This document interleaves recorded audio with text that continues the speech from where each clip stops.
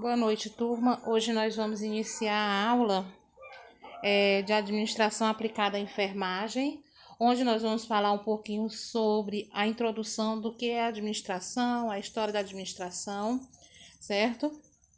Diante disso, eu irei apresentar para vocês quem foi Fayol.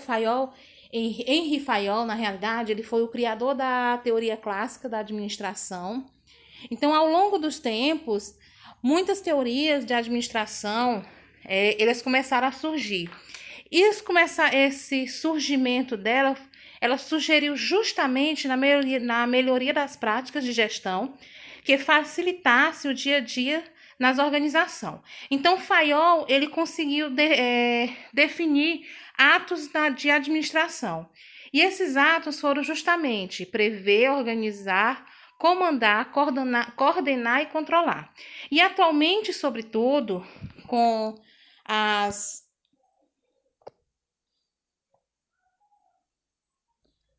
como é que se diz? Como é que eu posso falar?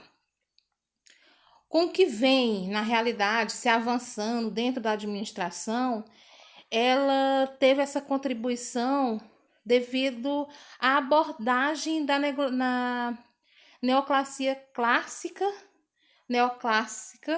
na realidade, da administração, em que um dos maiores nomes que eu posso relatar hoje para vocês é de Peter Drucker, que ele leva a princípio, e também ele chegou a trabalhar sobre o planejamento, organizar, dirigir e controlar.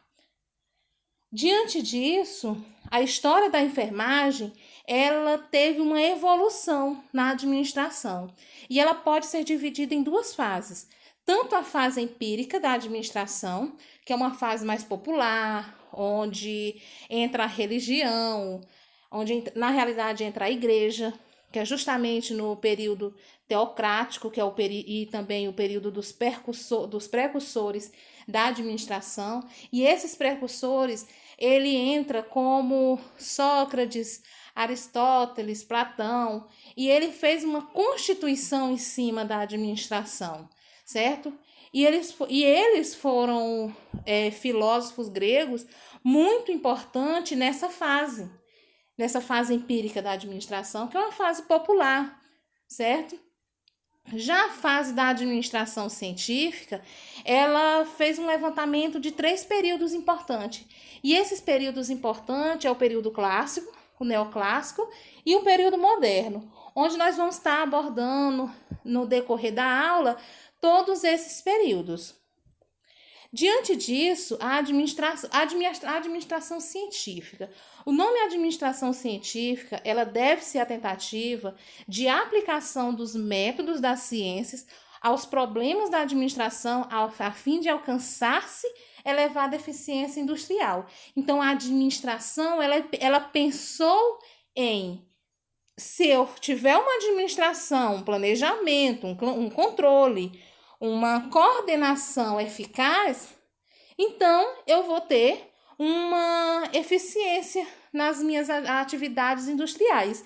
Então, a partir daí, houve-se o conhecimento que a administração, ela era um método primordial para cada empresa. E os principais métodos científicos aplicados a essa administração, ela é justamente a observação, onde foi observado que a administração ela é um ponto importante, e a partir daí ela foi mensurada. Por que mensurada? Porque se essa empresa, dentro de qualquer área, se ela estiver tendo uma administração eficiente, então ela vai ter uma lucratividade melhor. Diante disso, eu não posso deixar de falar do fundador da moderna teoria da administração, que foi Frederick Taylor. Então, Frederick Taylor, ele buscou um trabalho onde consiga-se compreender a administração em 2 períodos. E esses 2 períodos é justamente o primeiro período, onde entra o estudo de tempos e movimentos, que nesse estudo de tempo e movimento, ela tem uma ênfase muito grande em relação às tarefas, certo? E essas tarefas, elas foram elaboradas justamente pelos trabalhadores na época, Já no segundo tempo, já é uma administração científica, onde foi observado as experiências. Então, quais experiências desses filósofos gregos que eles tiveram em relação a essa administração?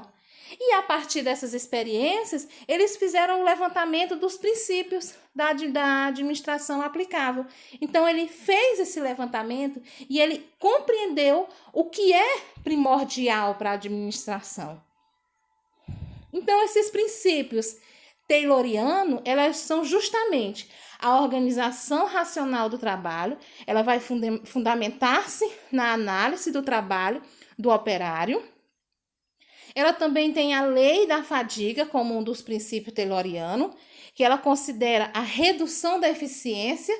Então, se o trabalhador ele tem trabalhos onde ele não tem um repouso, ele vai ter fadiga. Se ele não vai repousar, se ele não vai ter uma remuneração, ele vai se fadigar daquele trabalho. Então, se ele tem essa fadiga do trabalho, ele vai reduzir a eficiência. Então, aquele trabalho não vai ser tão eficaz como necessariamente deveria ser. Já o desenho de cargos e tarefas, ela vai enfatizar o trabalho simples e repetitivo e a padronização e as condições de trabalho. Que condições de trabalho aquele trabalhador vai ter? Será que ele vai ter uma condição boa? Será que aquele trabalho padronizado, ele vai ter uma eficiência na produtividade? Então, tudo isso foi pensado. E pensou-se nessa padronização e nessas condições justamente nos trabalhos simples, onde ele enfatizou esses desenhos de cargos e tarefas. Já o incentivo salarial e prêmio de produção, ela vai referir-se ao interesse básico do trabalhador pelo ganho material. Então, se eu trabalho, eu tenho que ganhar. Se eu ganhar, esse ganho é justamente para mim sobreviver.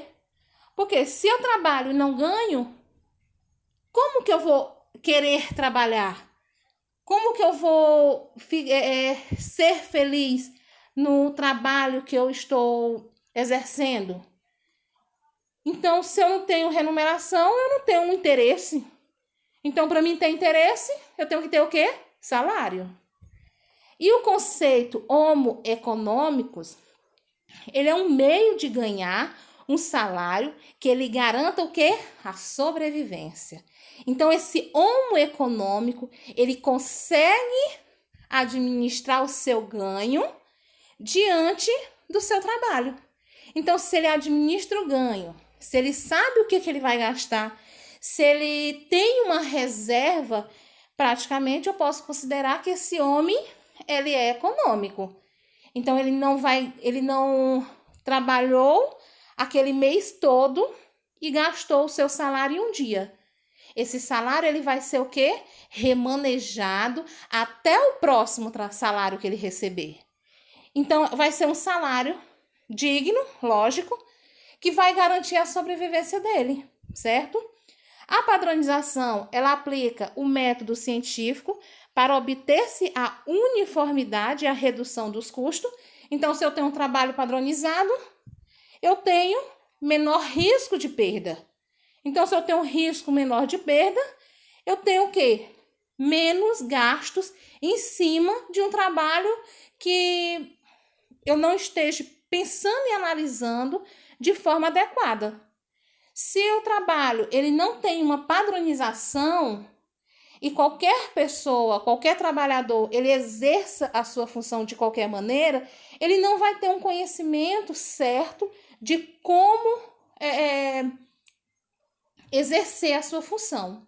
Então, se ele não exerce sua função de forma adequada, ele vai ter uma perda, certo? E se ele tem uma perda, ele não vai ter um ganho melhor nas suas condições de trabalho. A supervisão funcional, ela divide-se do trabalho ela é uma divisão do trabalho e da especialização. Então, se ela é uma divisão do trabalho, é como se fosse cada um na sua área específica. Vamos supor, o enfermeiro, ele vai trabalhar somente na área administrativa, ou ele vai ser um enfermeiro somente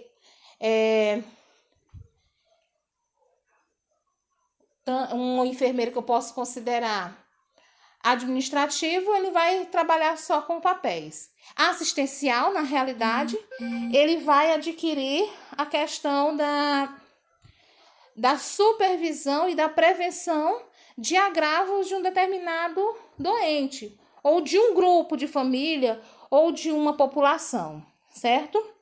E a especialização é que cada área, vamos supor, o enfermeiro ele pode ser um enfermeiro obstétrico, ele pode ser um enfermeiro na assistência geriátrica, trabalhar somente com idosos, ele pode ser um enfermeiro somente na área pediátrica, certo? São especializações onde vai dar uma supervisão funcional das suas atividades exercidas. Em relação às influências da teoria científica sobre a enfermagem, existe a prática de enfermagem e ela tem recebido grandes influências. Na realidade, podemos destacar que há na enfermagem uma preocupação com regras e normas que devem ser obedecidas por todos os profissionais, certo? A divisão de trabalho na enfermagem, ela faz com que haja uma especialização de seus membros nas tarefas de competência do auxiliar, do técnico e do enfermeiro, que certamente ele vai nortear a prática da enfermagem. Métodos do trabalho funcionalista, tipicamente mecanista da administração, que direciona a assistência de enfermagem, tornando-se fragmentada em suas atividades, ou seja, cada membro da equipe de enfermagem ela tem sua tarefa textualizada e individualizada. Então, nós temos como uma das características da administração a teoria clássica e seus fundamentos. A administração científica ela vai se caracterizar pela ênfase na tarefa realizada pelo operador, certo? Já na teoria clássica, ela tomava-se por base a ênfase na estrutura, ou seja, caracterizava-se na organização como um todo para garantir a eficiência das partes envolvidas. Então, nós temos quem? Fayol. Henri Fayol, como eu falei lá no início, ele é o pai da administração. Então, ele é responsável pela corrente de pensamento da administração. Então, o que fez Fayol importante foi justamente os 6 grupos básicos. E esses 6 grupos básicos, ele tem como função técnica, comercial, financeira, de segurança, contábeis, certo? E administrativa. Então, o que eu posso dizer em relação às funções de Fayol, quando ele diz que as funções técnicas, o que ele relata referente a essas funções técnicas, certo? Eu posso dizer que as funções técnicas da teoria clássica, ela está relacionada com a produção de bens e de serviço. Já a função comercial, ela está relacionada com as compras, vendas e trocas. As funções financeiras estão relacionadas à gerência, procura de capitais. As funções de segurança, ela está relacionada à proteção e prevenção dos bens e das pessoas. Já as funções contábeis, ela está relacionada com os inventários e registros, balanços, custos e estatística relacionada à administração. Então, essa função administrativa, eu posso considerar que ela vai coordenar e sincronizar todas essas funções já relatadas aqui para vocês. Então, diante dessa função administrativa, como ela vai coordenar e sincronizar, ela tem que englobar os seguintes elementos da administração, que é justamente planejar e prever, organizar, comandar, coordenar e controlar.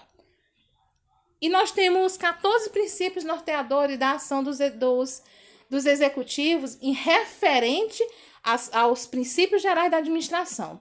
E quais princípios norteadores seriam esses? A divisão do trabalho, a autoridade e responsabilidade, a disciplina, a unidade de comando, a unidade de comando e a unidade de supervisão.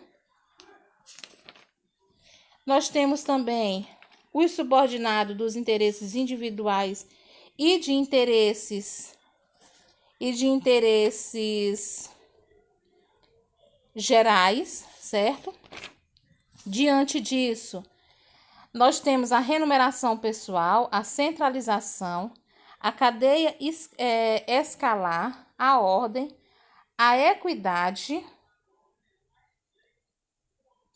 a tarefa, a estabilidade do pessoal, a iniciativa e o período e o espírito, na realidade, e o espírito da equipe. Então, diante da influência da teoria clássica da enfermagem, a estrutura dos serviços de saúde e sua forma rígida e hierarquizada, elas são produzidas na prática da enfermagem.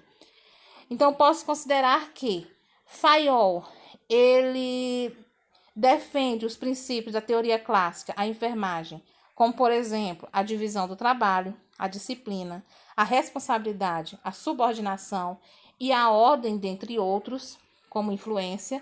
Então, diante disso, a teoria das relações humanas, ela surgiu nos Estados Unidos através dos esforços dos seus mais importantes representantes, como George Elton Mayo e seus colaboradores.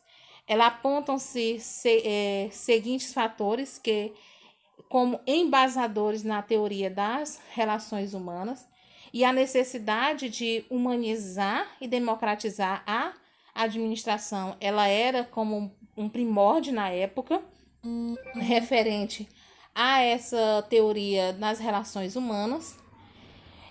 Ele desenvolveu também as chamadas ciências humanas, certo? Como uma da área da saúde. A influência da filosofia pragmática de John Dewey e da psicologia da dinâmica de Kurt Lewin. E as conclusões das experiências de Hawthorne.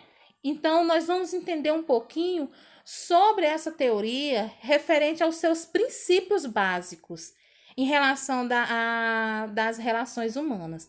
Então, a partir dos estudos de Hawthorne, ele traçou os lineamentos gerais de algumas das principais conclusões. O rendimento de trabalho, os grupos informais ou organização humana das empresas, as recompensas e sanções sociais, o conteúdo de cargo e a natureza do trabalho, e duas funções básicas referente às relações humanas, que é justamente produzir bens e prestar serviço.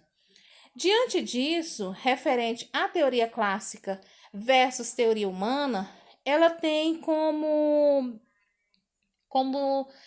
linear de conceitos, na realidade, tratar a organização como uma máquina, tratar a organização como um grupo de pessoas, certo?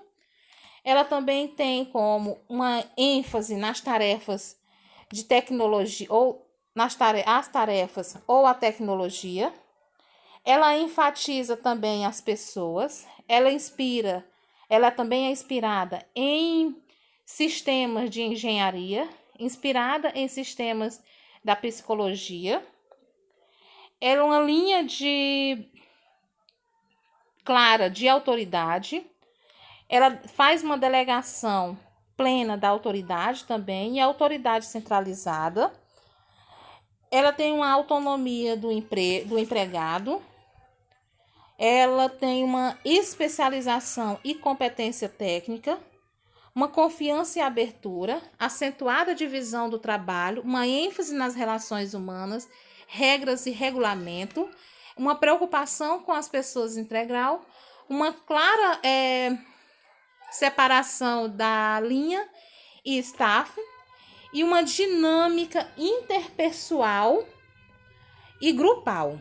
Diante disso, a administração por objetivo, ela tem os seguintes objetivos. Ela é o processo de estabelecer padrões individuais do desempenho em relação aos quais os ocupantes eles são avaliados. É uma técnica participativa de planejamento e avaliação, através dos quais os superiores e subordinados, conjuntamente, ela define aspectos primordiais e estabelece os objetivos e resultados a serem alcançados num determinado período de tempo. Esse é o objetivo também, ela enfatiza o trabalho e estabelece metas para definir aquilo que deve ser realizado num período determinado e estabelece a estratégia empresarial a ser adotada, permitindo uma ação coerente e uma instrumentação técnica satisfatória que lhe possibilite uma ação eficaz. Esses são os objetivos da administração. Então, nós temos também o plano estratégico. E o que seria esse plano estratégico?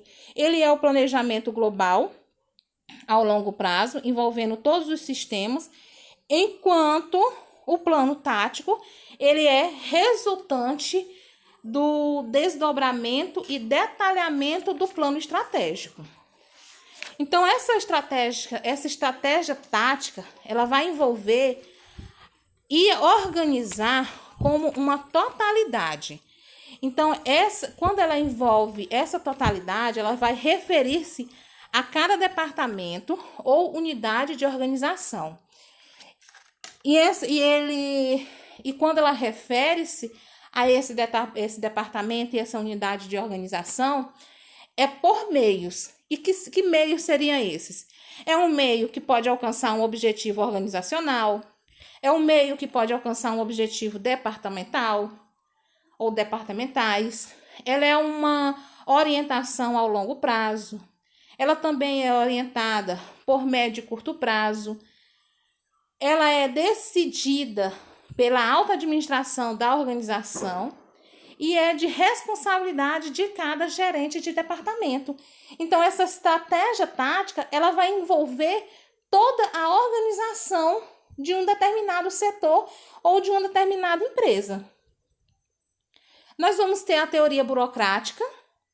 Essa teoria burocrática, ela surgiu na década de 1940, inspirada na teoria da racionalização progressiva de todas as instituições. Então, o que é burocracia? Burocracia, ela vem do sinônimo ineficiência, dias de espera, de papelada desnecessária, que retarda o andamento no processo de trabalho, impedindo as soluções rápidas. Então, de outro aspecto que eu posso dizer burocracia, dentro da sua forma de organização humana, é que ela se baseia na racionalidade, que isto é, na adequação de meios ao objetivo, que seria seus fins, pretendido a fim de garantir a máxima eficiência possível para mim chegar ao quê? Ao meu objetivo geral. Eu tenho um objetivo de trabalho. Então, qual seria esse objetivo? Para mim chegar nele, eu tenho que passar pela burocracia. Que a burocracia é justamente determinar de forma coerente todas as minhas tarefas. Então, o sistema burocratizado na enfermagem, ela é justamente as seguintes atividades. É receber o paciente, então ela é uma forma burocrática. Ela é fazer pedidos à farmácia e ao almoxerifado, certo?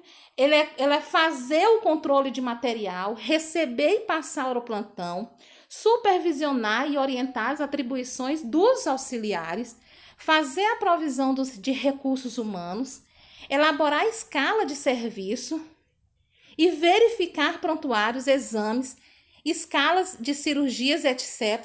E trocar informações. E tudo isso, ela é um sistema burocratizado. A teoria estruturalista, ela é um método de análise corporativo que contribui importância especial ao relacionamento das partes na constituição do todo, sem excluir os conjuntos formados por elementos que se relacionam por simples justaposta. Então, nesse caso, a teoria estruturalista, ela surgiu na década de 1950, resultante de uma abordagem múltipla fundamentada na teoria clássica. Olha onde que ela retorna. Ela se estruturaliza na realidade na teoria clássica e na teoria das relações humanas e na teoria da burocracia. Então, ela junta três teorias para gerar uma. Então, esses autores, onde eles identificaram nestas teorias, tanto a clássica como nas relações humanas, como na burocrática, ele fez o quê? Ele voltou mais para a sociologia organizacional. Então, ele deixou as seguintes contribuições referentes a essas três teorias, que seria a criação do interrelacionamento das organizações com o seu ambiente externo, o surgimento de um conceito de organização e de um novo conceito do homem, como sendo um homem organizacional, como se ele tivesse uma organização no seu trabalho. Então, ele conseguiu observar, ele conseguiu mensurar o quanto o homem tem uma forma organizada de trabalho e também o desenvolvimento por parte dos autores estruturalistas, a tipologia de organização, qual tipo de organização e quais os objetivos. Então, para cada atividade organizacional, ela tem um objetivo. Então, qual seria esse objetivo? Foi a partir daí que houve o surgimento da teoria estruturalista. Na teoria comportamental, vamos lembrar um pouquinho da pirâmide de Maslow, onde a pirâmide de Maslow, ela faz o levantamento de 3 necessidades humanas. E quais necessidades humanas seriam essas? Necessidades básicas, onde entraria a fisiologia, que é o alimento, a roupa, o repouso, a moradia, é a nossa base, é o que nós necessitamos.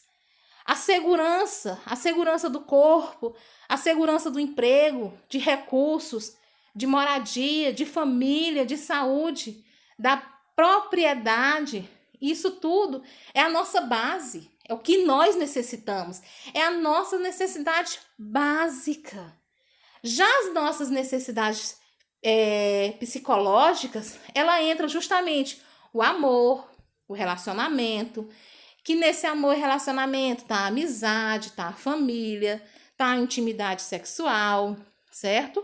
Diante disso, a nossa estima, a autoestima, a confiança, a conquista, o respeito dos outros e o respeito aos outros, certo?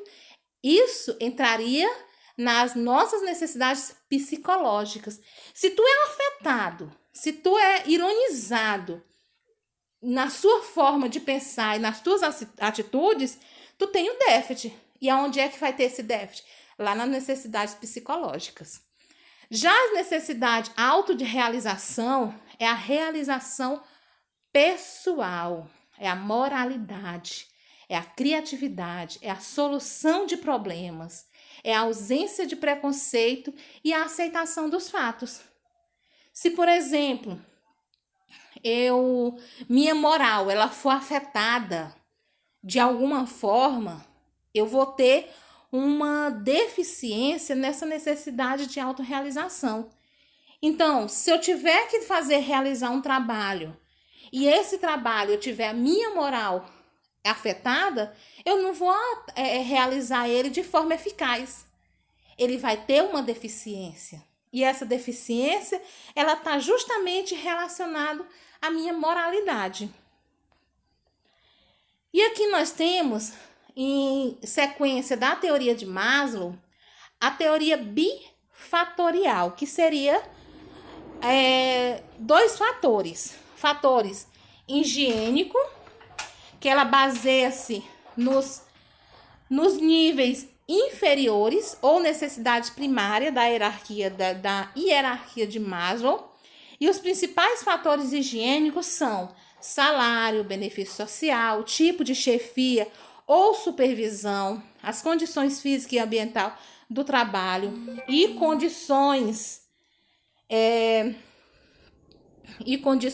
de trabalho, e condições físicas e ambientais do trabalho, a política e diretrizes da empresa e regulamento interno, o limite das relações entre empresas e pessoas, e também como fator motivacional, ela vai se basear no mais elevado ou necessidade secundária da hierarquia de Maslow. E os principais fatores motivacionais, elas são justamente a atribuição do cargo, a natureza da tarefa que o indivíduo executa, o reconhecimento profissional, as necessidades de autorrealização e o crescimento individual. Diante disso, nós temos duas teorias, a teoria X e a teoria Y. Na teoria X, ela reflete-se ao estilo de administração duro, rígido e diretivo de chefia, em que as pessoas envolvidas na organização elas desejam ser dirigidas e controladas, mas elas não gostam do seu trabalho. Já a teoria Y, ela implica numa visão otimista da natureza humana e ela baseia-se na concepção de que as pessoas gostam de trabalhar e quando compreende aquilo que delas se espera e quando recebe uma satisfação decorrente ao trabalho.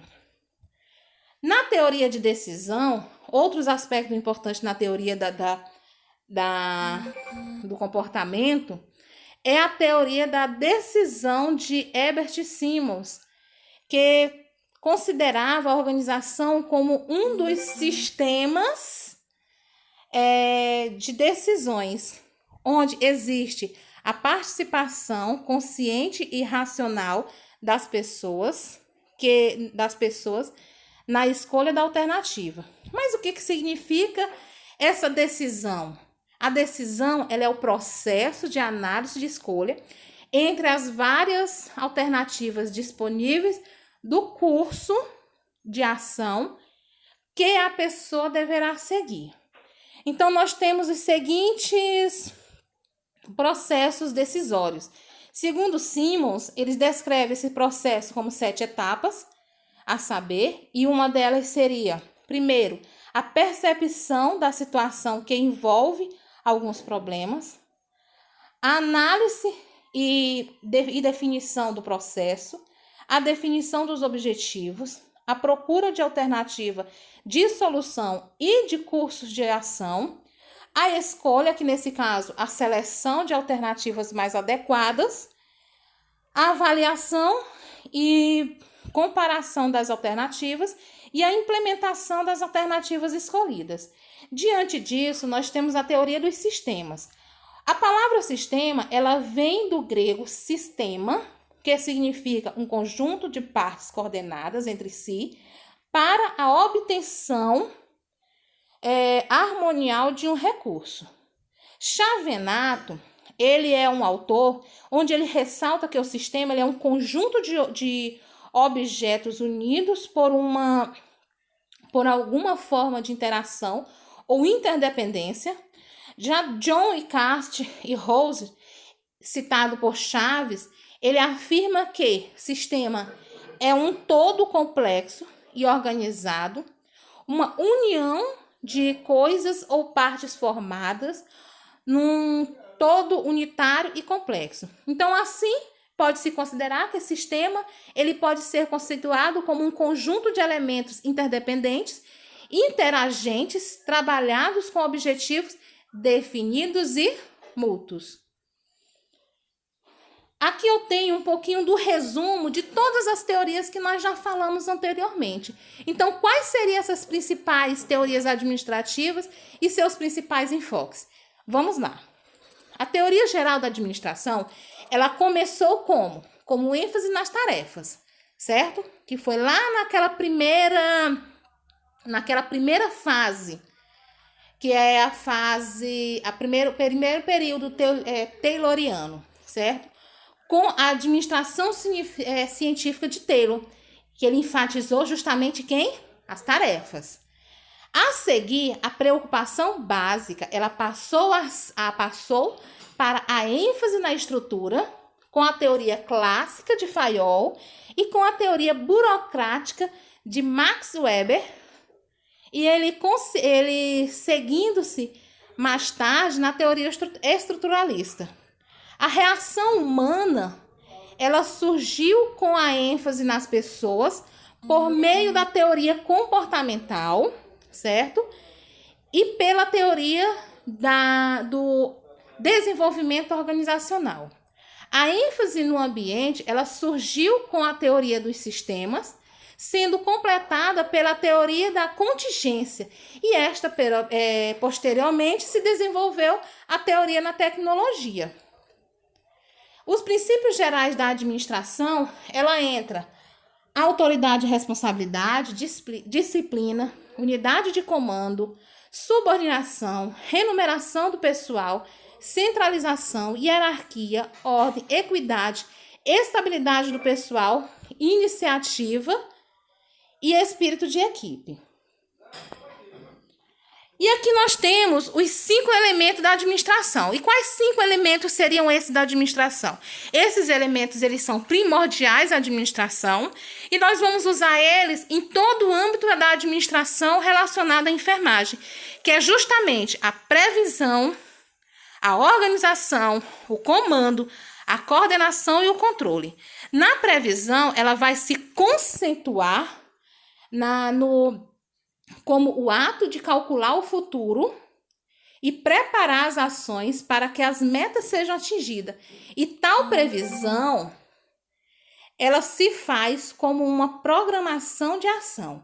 Já a organização, ela é um ato de adotar uma empresa de tudo quanto for útil ao seu funcionamento. E nesse caso, ela entra a matéria-prima, os utensílios, a capital e o pessoal. O comando, ela conceitua-se a arte de comandar como um conjunto de certas qualidades pessoais e sobre o conceito dos princípios gerais da administração. E o comando, ele requer um certo preceitos, dos quais Fayol, ele conseguiu separar 8. E desses 8, ter conhecimento profundo do seu pessoal, excluir os incapazes, conhecer bem os convênios que regem a relação entre as empresas e seus agentes, dar bom exemplo, fazer inspeções periódicas do corpo social, recorrendo nesta inspeção ao auxílio de quadros sinópticos, na realidade, reunir os seus princípios colaboradores em conferências onde se preparam a unidade de direção e a convergência dos esforços, e não se deixa absorver pelos detalhes e incentiva no pessoal a atividade, a iniciativa e o devotamento. Já a coordenação, ela conceitua-se em coordenar como um ato de estabelecer a harmonia entre todos os atos de uma empresa, de maneira a facilitar o seu funcionamento e o seu sucesso. E no controle, ela vai consistir justamente em verificar tudo que ocorre de acordo com o programa adotado, que nesse caso é a ordem dada, que são os princípios admitidos, certo? E aqui eu vou deixar uma atividade para vocês responderem. Essa atividade, ela valerá como nota de participação, certo? Então, vocês vão responder essas 5 perguntas. Na 6ª pergunta, vocês vão fazer uma breve descrição do que vocês compreenderam nessa primeira aula da administração, que ela foi praticamente uma aula introdutória de tudo que nós vamos ver, certo? Mas no enfoque referente à administração em enfermagem. E aí, nesse quadrado amarelo, vai estar meu e-mail e vocês vão me mandar para esse e-mail. Lembrem, quando mandarem essa atividade, mandem o nome de vocês completo e a turma e o período. Se é no período do sábado ou se é durante a semana, certo? Façam uma identificação, porque senão não vai ter como eu atribuir a nota à pessoa certa. Então, até a próxima aula. Boa noite.